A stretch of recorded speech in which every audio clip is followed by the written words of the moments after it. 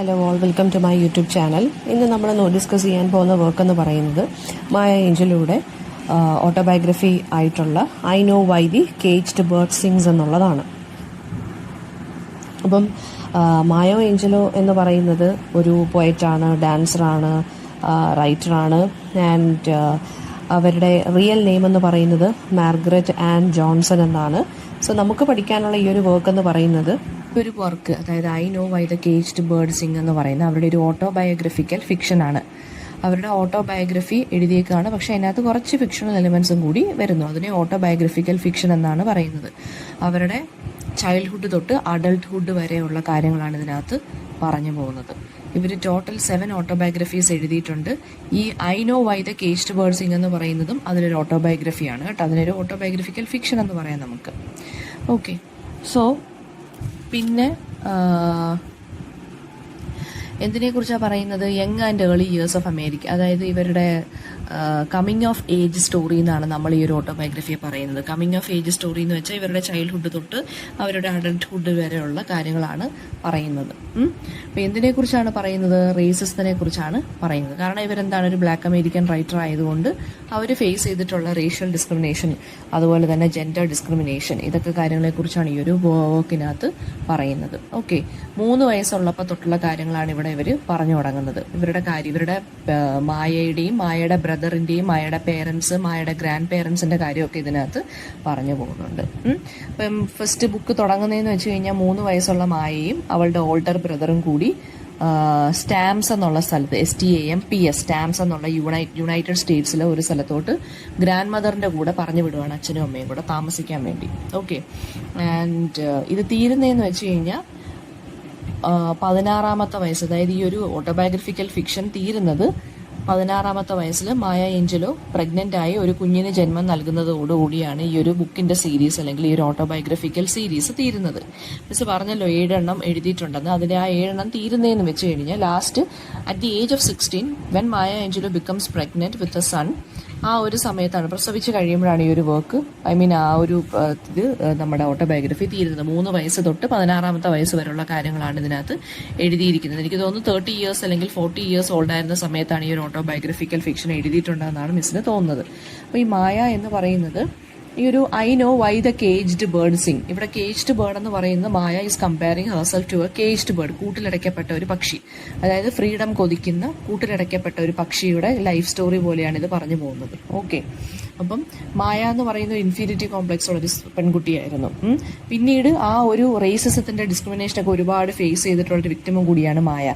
അതിൽ നിന്നൊക്കെ എങ്ങനെ മായ ഒരു മെച്ചുവേർഡ് ആയിട്ടുള്ള, ഒരു ഡിഗ്നിഫൈഡ് ആയിട്ടുള്ള, ഒരു ഇൻഡിപെൻഡന്റ് ആയിട്ടുള്ള ഒരു ലേഡിയായി മാറുന്നു, ആ ഒരു ട്രാൻസ്ഫോർമേഷനെ കുറിച്ചാണ് ഈ ഒരു ഓട്ടോബയോഗ്രഫിക്കൽ ഫിക്ഷൻ പറയുന്നത്. ഓക്കെ, ദെൻ സിവിൽ റൈറ്റ്സ് മൂവ്മെന്റിലൊക്കെ ഇവർ പങ്കെടുത്തിട്ടുണ്ട് കേട്ടോ. പിന്നെന്താണ്, ഐഡന്റിറ്റിയെ കുറിച്ച്, റേപ്പിനെ കുറിച്ച്, റേസിസത്തിനെ കുറിച്ച്, importance of education in a women's life, അതിനെക്കുറിച്ചും, പിന്നെ മെയിൽ ഡോമിനേറ്റഡ് സൊസൈറ്റി, അതായത് പേട്രിയാർക്കിയെ കുറിച്ചൊക്കെ ഇത് പറയുന്നുണ്ട്. അപ്പോൾ മായ ഏഞ്ചലോയുടെ ഈ ഒരു സെൻട്രൽ ക്യാരക്ടർ ആര് തന്നെയാണ്? മായ തന്നെയാണ്. അപ്പോൾ അതിന്റെ ആ ഒരു സിംബോളിക് ക്യാരക്ടറായിട്ടാണ് കാണിച്ചേക്കുന്നത് മായ സ്വയം, അതായത് എല്ലാ ബ്ലാക്ക് കമ്മ്യൂണിറ്റിയിലുള്ള പെൺകുട്ടികളെയും കൂടി റെപ്രസെന്റ് ചെയ്യുന്ന ഒരു ക്യാരക്ടറായിട്ടാണ് മായ ഇവിടെ കാണിച്ചേക്കുന്നത്. ഓക്കെ, പിന്നെ ഈ ഒരു I know why the caged bird എന്ന് പറയുന്നത് ഇവിടെ ഒരു മെറ്റഫറാണ്. അതായത് ഒരു ബേർഡ് അതിന്റെ കേജിൽ നിന്ന് എസ്കേപ്പ് ചെയ്യുന്നത് എങ്ങനെയാണോ അതുപോലെയാണ് ഈ ഒരു ഓട്ടോബയോഗ്രഫിക്കകത്ത് മായയും അവളുടെ ആ ഒരു ഡിസ്ക്രിമിനേഷനിൽ നിന്നും ഇൻഫീരിയറിറ്റി കോംപ്ലക്സിൽ നിന്നും ഒക്കെ എങ്ങനെയാണ് രക്ഷപ്പെടുന്നത്, എങ്ങനെയാണ് മാറി ഒരു ഡിഗ്നിഫൈഡ് ആയിട്ട് ഒരു യങ് ലേഡി ആയിട്ട് മാറുന്നത്, ആ ഒരു ട്രോമാറ്റിക് ആയിട്ടുള്ള ഇൻസിഡൻസിനെ കുറിച്ചും ആ ഒരു പ്രോഗ്രസിനെ കുറിച്ചും ട്രാൻസ്ഫോർമേഷനെ കുറിച്ചുമാണ് ഇതിനകത്ത് പറഞ്ഞു പോകുന്നത്. ചൈൽഡ്ഹുഡ് റേപ്പിനെ കുറിച്ച്, റേസിസിനെ കുറിച്ച്, സെക്ഷുവാലിറ്റിയെ കുറിച്ചൊക്കെയാണ് ഇത് പറഞ്ഞു പോകുന്നത്. സോ ഒരുപാട് സ്ഥലങ്ങളിലൊക്കെ ഇത് ബാൻ ചെയ്തിട്ടുണ്ട് ഈ ഒരു വർക്ക് എന്ന് പറയുന്നത്. ഓക്കെ, പിന്നെ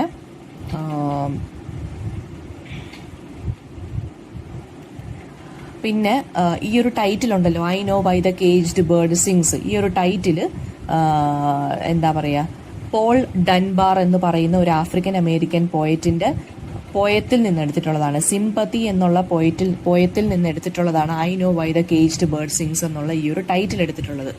ഓക്കെ, ഡൺബാറിന്റെ പോയമായിട്ടുള്ള സിംപതി എന്നുള്ള പോയത്തിനകത്തുനിന്ന് ഒരു ലൈനാണ്, 3rd സ്റ്റാൻസയിലെ ഒരു ലൈനാണ് ഈ ബുക്കിന്റെ ടൈറ്റിലായിട്ട് നമ്മുടെ മായ ഏഞ്ചലോ സെലക്ട് ചെയ്തിരിക്കുന്നത്. ഓക്കെ, ദെൻ 3 വയസ്സ് തൊട്ട് 17 അല്ലെങ്കിൽ 16 വയസ്സ് വരെയുള്ള സ്ട്രഗിൾസിനെ കുറിച്ചാണ് പറയുന്നത്. അതായത് യുണൈറ്റഡ് സ്റ്റേറ്റ്സിലെ അവൾ എന്തൊക്കെ കാര്യങ്ങൾ ഫേസ് ചെയ്തു. ഓക്കെ, പിന്നെ മിസ് ഒരു ഓവറോൾ സമ്മറി ആദ്യമേ പറഞ്ഞു തരാം, എന്നിട്ട് നമുക്ക് ചാപ്റ്റർ 33യുടെയും 34ന്റെയും സമ്മറി കേൾക്കാം. അപ്പം എങ്ങനെ തൊട്ടാണ് 3 to 17 ഇയേഴ്സ്, അപ്പോൾ അവൾ എന്തൊക്കെയാണ് ഫേസ് ചെയ്തിട്ടുള്ളത്? റേസിസം ആണ് ഫേസ് ചെയ്തിട്ടുള്ളത്.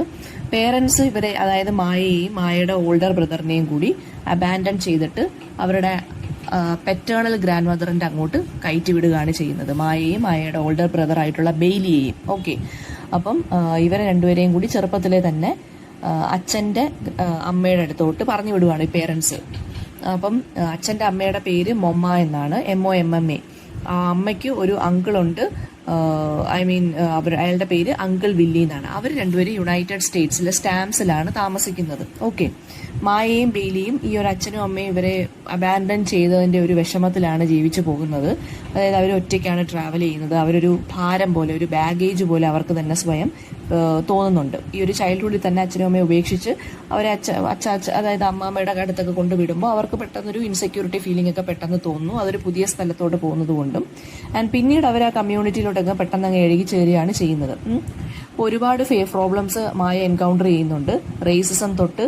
അതായത് അവരുടെ വൈറ്റ് നെയ്ബേഴ്സാണ് ഇവർക്കുള്ളത്. അപ്പോൾ ആ വൈറ്റ് നെയ്ബേഴ്സിന്റെ റേസിസ്റ്റ് ആയിട്ടുള്ള ആ ഒരു ബിഹേവിയർ കണ്ടുകൊണ്ടും പിന്നെന്താണ് ഇതൊക്കെ കാണുമ്പോഴത്തേക്ക് മായയ്ക്ക് ഭയങ്കര സങ്കടമായിരുന്നു. ഈ മമ്മ, അതായത് ഇവരുടെ ഗ്രാൻഡ് മദർ എന്ന് പറയുന്നത് വെൽത്തി ആയിട്ട് പോലും ഒരു ജനറൽ സ്റ്റോറൊക്കെ ഉണ്ട്, അവർക്കൊരു സ്റ്റോറൊക്കെയാണ് ഇവർ അതായത് ഒരു കടയൊക്കെ ഉണ്ട് ഇവർക്ക്. അത് പിന്നെ എന്താണ് അവിടെ വൈറ്റ് ചിൽഡ്രനും ആളുകളും എല്ലാം ഈ ഒരു കടയിലൊക്കെ സാധനങ്ങൾ മേടിക്കാൻ വരും. പക്ഷെ എന്നാൽ പോലും ഈ ബ്ലാക്ക് കമ്മ്യൂണിറ്റിയിൽപ്പെട്ട ആളുകളായതുകൊണ്ട് ഇവർക്ക് എല്ലാവർക്കും, അതായത് ഈ നമ്മുടെ മായയ്ക്കും മായയുടെ ഗ്രാൻഡ് മദറിനും മായയുടെ അങ്കിളിനും ഒക്കെ ഒരുപാട് റേഷ്യൽ ഡിസ്ക്രിമിനേഷൻ ഫേസ് ചെയ്തിട്ട് വന്നിട്ടുണ്ട്. ഒരുപാട് റിച്ച് ആയിരുന്നിട്ട് പോലും ഇത്രയധികം റേഷ്യൽ ഡിസ്ക്രിമിനേഷൻ ഫേസ് ചെയ്തിട്ടുണ്ട്. അതെല്ലാവരും ഈ വൈറ്റ് കമ്മ്യൂണിറ്റിയിലുള്ള ആളുകൾ, ഒരു ഇൻസിഡന്റിനെ കുറിച്ച് മായ പറയുന്നുണ്ട്. വൈറ്റ് കമ്മ്യൂണിറ്റിയിലുള്ള കുറച്ച് ഗേൾസ് അവരുടെ പ്യൂബിക് ഹെയർ, അവരുടെ സ്വകാര്യ ഭാഗത്തെ ഹെയർ മമ്മയെ എന്ത് ചെയ്യുന്നുണ്ട്, റിവീൽ ചെയ്ത് കാണിച്ചിട്ട് ഒരു ഹ്യൂമിലിയേറ്റ് ചെയ്ത് നാണം കെടുത്തുന്നുണ്ട്. അപ്പം മായ ഇതെല്ലാം കാണുമ്പോൾ മായയ്ക്ക് ഭയങ്കരമായിട്ട് ദേഷ്യം വരുന്നുണ്ട്, വളരെയധികം ഫ്യൂരിയസ് ആയിട്ട് മാറുന്നുണ്ട് മായ. സോ പിന്നെ അതുപോലെ തന്നെ വേറൊരു എപ്പിസോഡിനെ കുറിച്ച് പറയുന്നുണ്ട്. മമ്മ, അതായത് ഇവരുടെ ഗ്രാൻഡ് മദർ അവരുടെ അങ്കിളിനെ, അങ്കിൾ വില്ലിയെ ഒരു വെജിറ്റബിൾ ബിന്നിനകത്ത് പ്രൊട്ടക്ട് ചെയ്ത് വെക്കുന്നുണ്ട്. കാരണം അവിടെ ഈ ബ്ലാക്ക് കമ്മ്യൂണിറ്റിയിൽപ്പെട്ട ആളുകളെ അറ്റാക്ക് ചെയ്യാൻ വേണ്ടി കുറേ ഗ്രൂപ്പ്സ് ഒക്കെ ഉണ്ട്. അവരൊക്കെ അറ്റാക്ക് ചെയ്യാൻ വരുമ്പോൾ എങ്ങനെ രക്ഷപ്പെടുത്തുന്നത്, ഇവരെ വെജിറ്റബിൾ ബിന്നിനകത്തൊക്കെ അടച്ചു വെച്ചിട്ടാണ് രക്ഷപ്പെടുത്തുന്നത്. ഓക്കെ, പിന്നെ അതുപോലെ തന്നെ മായയുടെ നെയിം എന്ന് പറയുന്നത് ഒരു white employer, racist employer Mary എന്നൊക്കെ ആക്കി മനഃപൂർവ്വം വിളിക്കുന്നുണ്ട്. അവർക്ക്, അതായത് ഒരാളുടെ പേര് മാറ്റി വിളിക്കാന്ന് വെച്ചാൽ എന്താ, അവർക്ക് ഇഷ്ടമുള്ളതുപോലെ വിളിക്കാൻ വേണ്ടി മായയെ മേരി എന്നൊക്കെ വിളിക്കുന്ന ആളുകളുണ്ട്. പിന്നെന്താണ് അതുപോലെ തന്നെ എന്താണ് പറഞ്ഞേക്കുന്നത്, ബ്ലാക്ക് കമ്മ്യൂണിറ്റിയിൽപ്പെട്ട ആളുകൾക്ക് ജോലി കിട്ടാൻ വളരെ ബുദ്ധിമുട്ടാണ് യുണൈറ്റഡ് സ്റ്റേറ്റ്സിൽ. പിന്നെ അതുപോലെ ഒരു വൈറ്റ് ഡെന്റിസ്റ്റിന്റെ അടുത്ത് മായയുടെ അമ്മൂമ്മ, അതായത് അച്ചാമ്മ കൊണ്ടുപോകുമ്പോൾ ആ വൈറ്റ് ഡെന്റിസ്റ്റ് പറയുന്നുണ്ട് എനിക്ക് നോക്കാൻ സാധിക്കില്ല എന്ന്. മായയുടെ പല്ല് പല്ലിങ്ങനെ പുഴുത്തുപോയി. അത് കാണിക്കാൻ വേണ്ടി ഡെന്റിസ്റ്റിന്റെ അടുത്ത് പോയപ്പോൾ ആ വൈറ്റ് ഡെന്റിസ്റ്റ് എന്താണ് പറഞ്ഞത്, and he disagree to take care of Maya. പിന്നെ അതുപോലെ തന്നെ പെട്ടെന്നൊരു ദിവസം മായയുടെയും ബെയ്ലിയുടെ അച്ഛൻ അൺഎക്സ്പെക്റ്റഡ് ആയിട്ട് ഈ ഒരു സ്ഥലത്ത് വരുന്നു. ആൻഡ് എന്നിട്ട് ഇയാൾ എന്ത് ചെയ്യുന്നു, 2 പിള്ളേരെയും കൊണ്ട് തിരിച്ചു പോവുകയാണ് ചെയ്യുന്നത്. എന്നിട്ട് മിസോറിയിൽ ഇവരുടെ അമ്മയുടെ അടുത്താക്കിയിട്ട് പോവുകയാണ്. ആ 8 വയസ്സുള്ളപ്പോഴാണ് ഈ ഒരു സംഭവം. 8 വയസ്സുള്ളപ്പോൾ അമ്മയുടെ അടുത്താക്കിയിട്ട് അച്ഛൻ അങ്ങ് പോവുകയാണ്. 8 വയസ്സുള്ളപ്പോൾ മായ പറയുന്നുണ്ട്, മായയെ സെക്ഷുവലി അബ്യൂസ് ചെയ്തു മായയുടെ അമ്മയുടെ ബോയ് ഫ്രണ്ട് ആണ്, ഒരു മിസ്റ്റർ ഫ്രീമാൻ. അയാളെ ട്രയലിൽ വെച്ചിട്ട് ഗിൽറ്റി ആണെന്ന് കണ്ടുപിടിക്കുന്നു, കോടതിയിൽ കൊണ്ടുപോകുന്നു. മായ സാക്ഷി പറയുന്നു. പക്ഷെ അയാൾ ജയിലിൽ നിന്ന് രക്ഷപ്പെടുന്നു. ആ സമയത്ത് മായയുടെ അങ്കിൾസ് ഇയാളെ കൊന്നുകളയാണ് ചെയ്യുന്നത്. മായയ്ക്ക് ഒരു ഗിൽറ്റി ഫീലിംഗ് ഉണ്ടാകും. പക്ഷെ എന്ത് ചെയ്യാണ്, എല്ലാ ഫാമിലി ഇവളെ നല്ലപോലെ സപ്പോർട്ട് ചെയ്യും ഈ ഒരു കാര്യത്തിൽ. ആൻഡ് തിരിച്ച് വീണ്ടും ഇവരെന്ത് ചെയ്യും, ഗ്രാൻഡ് മദറിന്റെ അടുത്ത് വരുന്നുണ്ട്. മായ പക്ഷേ ഒരു 6 വർഷത്തോളം വളരെയധികം, അതായത് ഒരു മ്യൂട്ടായി പോകുന്നുണ്ട്. എന്ന് വെച്ചാൽ ഈ ഒരു ഷോക്കിൽ റേപ്പ് ചെയ്തതിൻ്റെ ഷോക്കിൽ മ്യൂട്ടായി, അതായത് സംസാരിക്കാതെ 6 വർഷത്തോളം ജീവിക്കുന്നുണ്ട്. വളരെ ഡിപ്രഷൻ സ്റ്റേറ്റിലോട്ട് പോകുന്നുണ്ട് മായ. അവിടെ വെച്ച് മായ ഒരു മിസ്സസ് ബെർത്ത ഫ്ലവേഴ്സ് എന്ന് പറയുന്ന ഒരു സ്ത്രീയെ പരിചയപ്പെടുകയും അവർ ബുക്സും കമ്മ്യൂണിക്കേഷനിലൂടെയും മായയായിട്ട് കമ്മ്യൂണിക്കേറ്റ് ചെയ്യുന്നു. മായയെ ആ ഒരു ഡിപ്രഷൻ സ്റ്റേറ്റിൽ നിന്ന് ഈ ഒരു ബെർത്ത ഫ്ലവേഴ്സ് എന്ത് ചെയ്യുന്നുണ്ട്, സഹായിക്കുകയും ചെയ്യുന്നുണ്ട് ഡിപ്രഷൻ മാറാൻ വേണ്ടി. ഓക്കെ, മായ പിന്നീട് നോർമലായി മാറുകയാണ്. പിന്നെ ഈ ഗ്രാൻഡ് മദർ പിന്നീട് എന്ത് ചെയ്യുന്നുണ്ട്, അമ്മയുടെ അടുത്തോട്ട്, കാലിഫോർണിയയിൽ അമ്മയുടെ അടുത്തോട്ട് ഇവരെ വീണ്ടും പറഞ്ഞു വിടുകയാണ് ചെയ്യുന്നത്. അതായത് ഈ അവരിപ്പോൾ താമസിക്കുന്ന സ്ഥലമുണ്ടല്ലോ, യുണൈറ്റഡ് സ്റ്റേറ്റിലെ സ്റ്റാംസ് എന്നുള്ള സ്ഥലത്ത് റേസിസത്തിനുള്ള വയലൻസ് കൂടുന്നത് കൊണ്ട് ഇവരെന്ത് ചെയ്തു, അമ്മയുടെ അടുത്തോട്ട് തിരിച്ച് അമ്മ പറഞ്ഞു വിടുന്നുണ്ട് കാലിഫോർണിയയിലോട്ട്. ആൻഡ് അവിടെ വെച്ച് ഒരു ഹൈസ്കൂൾ അറ്റൻഡ് ചെയ്യുകയും അവിടെ വെച്ച് ഡാൻസും ഡ്രാമയൊക്കെ പഠിക്കുകയും ചെയ്യുന്നുണ്ട്. സ്കോളർഷിപ്പ് കിട്ടുന്നുണ്ട്. ആൻഡ് ഇവർ ഗ്രാജുവേഷൻ ചെയ്യുന്നതിന് മുമ്പ് തന്നെ മായ ഒരു സ്ട്രീറ്റ് കാർ കണ്ടക്ടറായിട്ട് വർക്ക് ചെയ്യാൻ തുടങ്ങി. ജോലി കിട്ടി സാൻ ഫ്രാൻസിസ്കോയിൽ തന്നെ. അവളായിരുന്നു ഫസ്റ്റ് ബ്ലാക്ക് ഫീമെയിൽ കണ്ടക്ടറായി മാറുന്നത് ആ സ്ഥലത്ത്. പിന്നെ അവിടെ വെച്ച് തന്നെ അച്ഛനെ ഇടയ്ക്കിടയ്ക്ക് ഇവള് വിസിറ്റ് ചെയ്യുന്നുണ്ട്. പിന്നെ കാറ് ഡ്രൈവ് ചെയ്യുന്നുണ്ട് ഇവള്. പിന്നെ കുറച്ച് കാലത്തേക്ക് അച്ഛൻ്റെ കൂടെ പോയി താമസിക്കുന്നുണ്ട്. അപ്പോൾ അവിടെ വെച്ച് അച്ഛൻ്റെ ഗേൾ ഫ്രണ്ട് ഇവളെ ഫിസിക്കലി അറ്റാക്ക് ചെയ്യുന്നുണ്ട്. പിന്നീട് ഇവൾ അവിടെ നിന്ന് ഓടിപ്പോകുന്നുണ്ട്. അവിടെ വെച്ച് വേറെ കുറച്ച് എൻകൗണ്ടേഴ്സ് ഒക്കെ ഉണ്ടാവുന്നുണ്ട്, കുറച്ച് എപ്പിസോഡ്സ് ഒക്കെ ഉണ്ടാവുന്നുണ്ട്. മായ ഫൈനൽ ഇയർ ഹൈസ്കൂൾ ആകുമ്പോഴത്തേക്കും ഇവള് എനിക്ക് തോന്നുന്നു ഒരു ടീനേജ് ബോയുമായിട്ട് അടുപ്പത്തിലാകുന്നു. അവിടെ വെച്ച് അവൾ പ്രഗ്നൻ്റ് ആവുന്നു.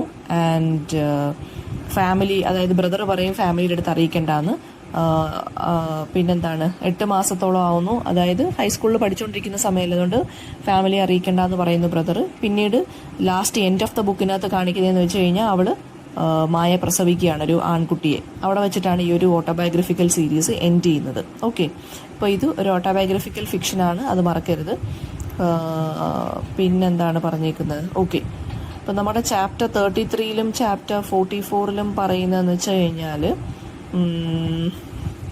അതിൻ്റെ സമ്മറി മിസ് ഇപ്പോൾ പറയാം. ചാപ്റ്റർ 33-കകത്ത് മായ തിരിച്ച് വീട്ടിലോട്ട് വരുവാണ് ബെയിലിയുമായിട്ട്. ബെയിലിയുടെ മാറ്റത്തിനെ കുറിച്ചാണ്, ഇവളുടെ ബ്രദറായ ബെയിലിയുടെ മാറ്റത്തിനെ കുറിച്ചാണ് പറയുന്നത്. ബെയിലി ലെസ് ഇമോഷണൽ ആവുന്നു, വളരെ ഇൻഡിഫറൻ്റ് ആയിട്ട് പെരുമാറുന്നു. ആൻഡ് അവർ നേരത്തെ ഒരുപാട് അടുപ്പത്ത് ഇമോഷണലി അറ്റാച്ച്ഡ് ആയിരുന്നെങ്കിലും ഇപ്പോൾ വളരെയധികം ഡിഫറൻസ് അല്ലെങ്കിൽ ഡിസ്റ്റൻസ് ഫീൽ ചെയ്യുന്നു മായയുടെ എൽഡർ ബ്രദറുമായിട്ട്. ആൻഡ് അവരെപ്പോഴാണോ സന്തോഷിക്കുന്നതെന്ന് വെച്ച് കഴിഞ്ഞാൽ ഡാൻസസ് ചെയ്യുമ്പോഴാണ് ഇവർ സന്തോഷിക്കുന്നത്. അതായത് ബെയിലിയുമായിട്ട് ഇവൾക്ക് കണക്ട് ചെയ്യാൻ പറ്റുന്ന ഒരേ ഒരു കാര്യം ഇപ്പോൾ ത്രൂ ഡാൻസിങ് ആണ്. ആൻഡ് ഇവള് കുറച്ച് കഴിയുമ്പോൾ ഇവൾക്ക് ആ ഡാൻസിങ്ങിലോട്ടുള്ള ഇൻട്രസ്റ്റ് നഷ്ടപ്പെടും. ആൻഡ് അമ്മ ബെയിലിയുടെ ക്യാരക്ടർ മാറുമ്പോൾ, അതായത് ബെയിലി കുറേ വൈറ്റ് പ്രോസ്റ്റിറ്റ്യൂട്ട്സുമായിട്ടൊക്കെ ബന്ധം വെക്കുമ്പോൾ അമ്മ പറയുന്നു ബെയിലിയുടെ അടുത്ത് ഇറങ്ങി പോകാൻ വേണ്ടി. അവൻ ഇറങ്ങുന്നു. എന്നിട്ട് ഒരു വൈറ്റ് പ്രോസ്റ്റിറ്റ്യൂട്ട്സിന്റെ കൂടെയൊക്കെ ഇവൻ എന്ത് ചെയ്യാൻ തുടങ്ങി, താമസിക്കാൻ തുടങ്ങി. എന്തിനാ വേണ്ടിയാന്ന് വെച്ച് കഴിഞ്ഞാൽ അമ്മയുടെ മുമ്പിൽ ഇവൻ വളർന്നു, അതായത് ഒരു ബോൾഡ് പേഴ്സൺ ആണെന്ന് കാണിക്കാൻ വേണ്ടി അമ്മ ഇറങ്ങി പോകാൻ പറയുമ്പോഴേ ബെയിലി എന്ത് ചെയ്യുന്നുണ്ട്, വീട്ടിൽ നിന്ന് ഇറങ്ങി പോകുന്നുണ്ട്, എന്നിട്ട് തിരിച്ചു വരുന്നില്ല. പക്ഷെ മായ പറയുന്നത് എന്താണെന്ന് വെച്ച് കഴിഞ്ഞാൽ 16 വയസ്സല്ലേ ഉള്ളൂ, പക്ഷെ എന്നിട്ടും മായയ്ക്ക് മനസ്സിലായി, അതായത് ഇവന് സ്വന്തം കാര്യങ്ങൾ ചെയ്യാനുള്ള റെസ്പോൺസിബിലിറ്റി ഒന്നും ഏറ്റെടുക്കാനുള്ള പ്രായമായിട്ടില്ല. പക്ഷെ എന്തുകൊണ്ട് ഇവൻ തിരിച്ച് വീട്ടിൽ നിന്ന് ഇറങ്ങി പോയി എന്ന് മായയ്ക്ക് അതൊട്ടും സെൻസിബിൾ ആയിട്ടുള്ള ഡിസിഷനായിട്ട് തോന്നിയില്ല. ആൻഡ് മായ ഗുഡ് ബൈ ഒക്കെ പറയുന്നുണ്ട്. ആൻഡ് മായ ബ്രദറിൻ്റെ അടുത്ത് പറയുന്നുണ്ട് ഞാൻ എന്തെങ്കിലും ഒക്കെ ചെയ്തു തരാം, ഹെൽപ്പ് ചെയ്യാം എന്നൊക്കെ പറയുന്നുണ്ട്. ആൻഡ് അതാണ് ചാപ്റ്റർ 33. ചാപ്റ്റർ 34 എന്ന് പറയുന്നത് എന്താണ്, മായ ഒരു ഇൻഡിപെൻഡൻ്റ് ആയിട്ട് മാറുന്നതിൻ്റെ ആ ഒരു സ്റ്റേജ് തുടങ്ങുവാണ് ചാപ്റ്റർ 34-ൽ. അതായത് അവളുടെ ലൈഫിൽ കുറച്ച് മാറ്റങ്ങൾ വരുത്തണം, അവൾക്കൊരു ജോബ് വേണം. അങ്ങനെ അമ്മ ഇവളെ നല്ലപോലെ സപ്പോർട്ട് ചെയ്യുന്നുണ്ട്, മായയുടെ അമ്മ. അങ്ങനെ ഒരു ജോബ്, സ്ട്രീറ്റ് കാർ കമ്പനിയിൽ ജോലിക്ക് പോകുന്നുണ്ട്. പക്ഷെ അമ്മ പറയുന്നുണ്ട് അവർ ബ്ലാക്ക് കമ്മ്യൂണിറ്റിയിൽപ്പെട്ട ആളുകളെ ഒന്നും ഹയർ ചെയ്യത്തില്ല, ജോലിക്കൊന്നും എടുക്കത്തില്ല. പക്ഷെ എന്നാൽ പോലും അവൾ എന്ത് ചെയ്തു, ഡിറ്റർമിനേഷൻ കൊണ്ട് സ്ട്രീറ്റ് കാർ കമ്പനിയിൽ പോകുന്നുണ്ട്. അവൾ ബ്ലാക്ക് കമ്മ്യൂണിറ്റിയിൽപ്പെട്ട ആളായതുകൊണ്ട് അവൾക്ക് ഒരുപാട് തിരിച്ചടികളൊക്കെ നേരിടേണ്ടി വന്നെങ്കിലും ഒരുപാട് അറ്റംപ്റ്റിന് ശേഷം അവരെ അപ്പോയിന്റ് ചെയ്തു. And she became the first black street car conductor in San Francisco. അപ്പോൾ ഇപ്പോൾ ഇൻഡിപെൻഡൻ്റ് ആയി മാറി. ആൻഡ് അമ്മ ഒരുപാട് ഹെൽപ്പ് ചെയ്തു. മായ പിന്നീട് തിരിച്ച് പഠിക്കാനും പോകുന്നുണ്ട്. പക്ഷെ അവിടെ വെച്ച് ഇവൾക്ക് മനസ്സിലായി കൂടെ പഠിക്കുന്ന സ്റ്റുഡൻസുമായിട്ട് ഇവൾക്ക് ഒട്ടും റിലേറ്റ് ചെയ്യാൻ പറ്റുന്നില്ല. കാരണം ഓൾറെഡി ഇവളുടെ ആ ഒരു ഇഷ്യൂസിൽ നിന്നും ഇവൾ ഫേസ് ചെയ്ത ഡിഫിക്കൽട്ടീസിൽ നിന്നും ഒക്കെ എന്ത് പറ്റിയിട്ട് ഇവളൊരു ഇൻഡിപെൻഡൻ്റ് ആയിട്ടുള്ളൊരു സ്ത്രീയായി മാറാൻ തുടങ്ങിയിരുന്നു. കാരണം ഇവർക്ക് ജോബുണ്ട്. ഓക്കെ, അപ്പം ഇപ്പം പറയുവാണ് ചാപ്റ്റർ 34 തീരുന്ന ഇങ്ങനെയാണ്. അവളുടെ ഏജ് ഗ്രൂപ്പുമായിട്ട് ഇവൾക്ക് ഒട്ടും റിലേറ്റ് ചെയ്യാൻ പറ്റുന്നില്ല. കാരണം അവരെന്ന് പറയുന്നത് ഇവളെ പോലെ അല്ല, ഇൻഡിപെൻഡന്റ് അല്ല. സോ അവൾക്ക് മനസ്സിലായി. പിന്നെ അത് മാത്രമല്ല, ഗ്രോയിങ് അപ്പ് എന്ന് പറയുന്നത് it was never easy for her. ഇവൾക്ക് ഒരുപാട് കാര്യങ്ങൾ ഫേസ് ചെയ്തേണ്ടി വന്നിട്ടുണ്ട്. പക്ഷെ എന്നാലും ഇവളിത് മാനേജ് ചെയ്ത് അവൾ കോംപ്രമൈസ് ചെയ്യാതെ അവൾ ആ ഒരു ഗ്രോയിങ് അപ്പ് എന്നുള്ള പ്രോസസ്സിൽ ഇങ്ങനെ ഇൻഡിപെൻഡന്റ് ആയിട്ട് മൂവ് ചെയ്തുകൊണ്ടിരിക്കുകയാണ്. അതാണ് ചാപ്റ്റർ 34 പറഞ്ഞു പോകുന്നത്. ഇതിനകത്ത് ചോദിക്കാവുന്ന ക്വസ്റ്റ്യൻ എന്ന് പറയുന്നത് ബെയ്ലി ആയിട്ടുള്ള ഇവളുടെ കണക്ഷൻ,